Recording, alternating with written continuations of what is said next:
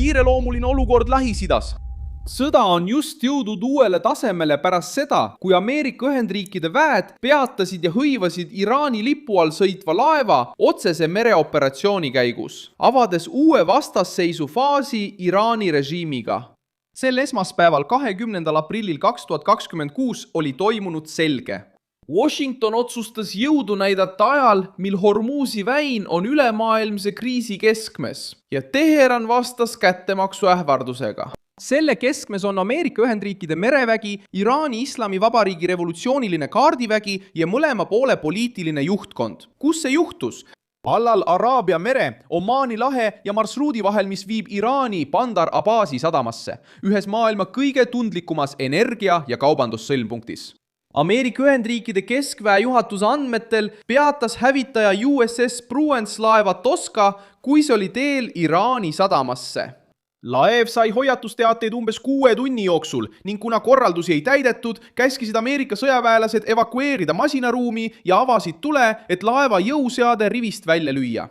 Pärast seda läksid merejalaväelased pardale ja võtsid kaubalaeva üle kontrolli. Kuidas see tehti? Eelneva hoiatusega, jõuseadme rivist väljalaskmisega ja sõjalise pardale minekuga. Miks? Sest Ameerika ametliku versiooni kohaselt rikkus laev Iraani sadamatele kehtestatud mereblokaadi. See punkt on keskne, sest enam ei ole tegemist ainult ähvarduse või karmide sõnadega. Nüüd toimus konkreetne tegevus, päris laskja arrest Ameerika valduses. See juhtum ei tekkinud tühja koha pealt. 13. aprillil teatas CENTCOM ise, et hakkab mereliiklus blokeerima. Entrada e saída dos portos do Irã. Enne seda 11. aprillil olid Ameerika Ühendriigid juba alustanud miinitõrjeoperatsioone Hormuzi väinas, väites, et soovivad kaubateed turvaliselt uuesti avada. Teisisõnu, pingete kasv toimus samm-sammult. Kõigepealt tuli sõjaline ettevalmistus, siis blokaad, seejärel marsruudi kontroll ja nüüd laeva hõivamine. See näitab, kuidas kriis ei ole enam ainult diplomaatiline. See on avalik vaidlus selle üle, kes juhib piirkonna kõige strateegilisemat mereteed. Iraani poolelt tuli vastus agressiivses toonis. Reuters teatas, et Teheran lubas kätte maksta ja ütles, et laev tuli Hiinast. Samal ajal sattus kahtluse alla teine Pakistanis kavandatud läbirääkimiste voor. Reuters ise teatas, et Iraan ütles, et ei osale uues kõneluste voorus. Samal ajal tõi Associated Press esile, et relvarahu õhkkond sai kannatada ja Trumpi poolt välja kuulutatud dialoog sattus tugeva ebakindluse alla.